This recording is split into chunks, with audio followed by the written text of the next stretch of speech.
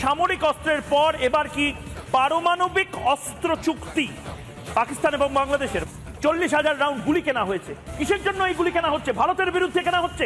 দীর্ঘ 50 বছরেরও বেশি সময় পর পুনরায় পাকিস্তানের সঙ্গে সরাসরি সমুদ্রপথে যোগাযোগ স্থাপন করেছে বাংলাদেশ।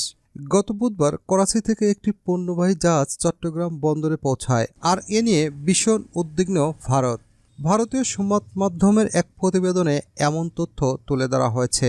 বাংলাদেশের দক্ষিণ পূর্ব উপকূলে ভারতের উত্তর পূর্বাঞ্চলের খুব কাছাকাছি হওয়ায় সরাসরি সমুদ্রপথে পাকিস্তানের উপস্থিতি ভারতের জন্য নিরাপত্তার প্রশ্ন উত্থাপন করেছে। এ বিষয়ে একজন নিরাপত্তা বিশেষজ্ঞ জানান, বাংলাদেশের দুইটি প্রধান সমুদ্রবন্দর চট্টগ্রাম এবং মংলা দীর্ঘ 5 দশক ধরে পাকিস্তানের জন্য নিষিদ্ধ ছিল। এতদিন এই দুই দেশের মধ্যে বাণিজ্যিক কার্যক্রম সিঙ্গাপুর বা কলম্বোতে স্থানান্তরের মাধ্যমে পরিচালিত হতো। বর্তমানে সরাসরি সমুদ্রপথে পাকিস্তানের জাহাজ চট্টগ্রাম বন্দরে আসার অনুমতি দেওয়া হয়েছে।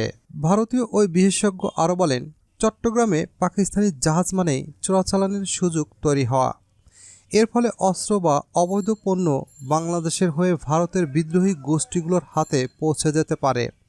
এটি 2004 সালে চট্টগ্রাম বন্দরে অস্ত্র আটকানোর ঘটনার মতো পরিস্থিতি আবারও সৃষ্টি হতে পারে।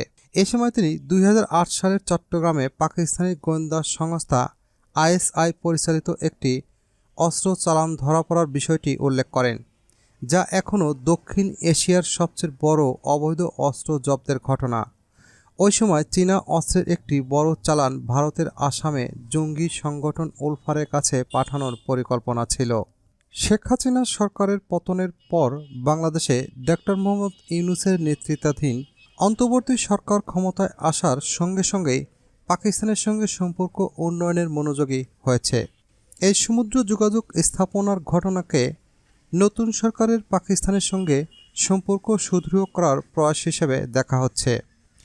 তবে ভারতের নিরাপত্তা বিশেষজ্ঞরা সতর্ক করেছেন যে চট্টগ্রাম ও মংলা বন্দরে পাকিস্তানি জাহাজের নিয়মিত যাতায়াত হতে পারে মাদক বা অস্ত্র চোরাচালানের মাধ্যম। নতুন এই সমুদ্রপথ খুলে দিলে পাকিস্তান থেকে তোলা ও অন্যান্য পণ্য বাংলাদেশে আসবে, আর বাংলাদেশ থেকে পাটজাত পণ্য রপ্তানি হবে। তবে ভারত এবং বাংলাদেশ বাণিজ্য সম্পর্ক এতই গভীর যে পাকিস্তানের সঙ্গে এই সম্পর্ক সেই জায়গা দখল করতে পারবে না বলেও মনে করেন বিশ্লেষকরা। বাংলাদেশ নৌবাহিনী 2025 সালে পাকিস্তানে অনুষ্ঠিতব্য আমান নামে আন্তর্জাতিক নৌমহড়ায় প্রথমবারের মতো অংশ নিতে যাচ্ছে। এর অংশ হিসেবে গত মাসে পাকিস্তানের একটি যুদ্ধজাহাজও পাঠানো হয়েছে। চট্টগ্রাম বন্দর দক্ষিণ এশিয়ার অন্যতম ব্যস্ততম একটি বন্দর। এটি মিয়ানমারের সন্নিকটে অবস্থিত এবং বঙ্গোপসাগরের মাধ্যমে ভারতের উত্তর পূর্ব রাজ্যগুলোর প্রবেশদ্বার হিসেবে কাজ করে। এই বন্দরটি কেবল অর্থনৈতিক নয়, কৌশলগত দিক থেকেও গুরুত্বপূর্ণ। তাই চট্টগ্রামে পাকিস্তানি জাহাজের নিয়মিত উপস্থিতি অঞ্চলের ভূরাজনীতি প্রভাব ফেলতে পারে।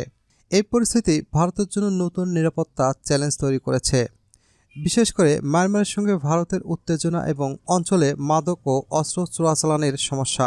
বাংলাদেশ মিয়ানমার সীমান্ত ইতিমধ্যে ভারতের নিরাপত্তা ব্যবস্থার জন্য উদ্বেগের কারণ।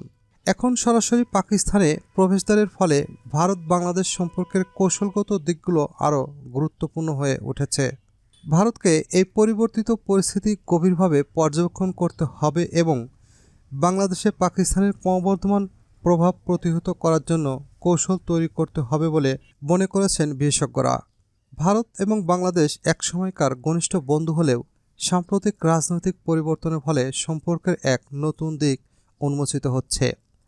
শেখ হাসিনার সময় চীন এবং পাকিস্তানকে বাংলাদেশি বন্দর থেকে দূরে রাখার যে কৌশল ছিল, তার নতুন সরকারের অধীনে পাল্টে গেছে। এই পরিস্থিতিতে বঙ্গোপসাগর ও ভারত মহাসাগরে ভারতের নিরাপত্তা এবং প্রভাব রক্ষার নতুন চ্যালেঞ্জ দেখা দিতে পারে।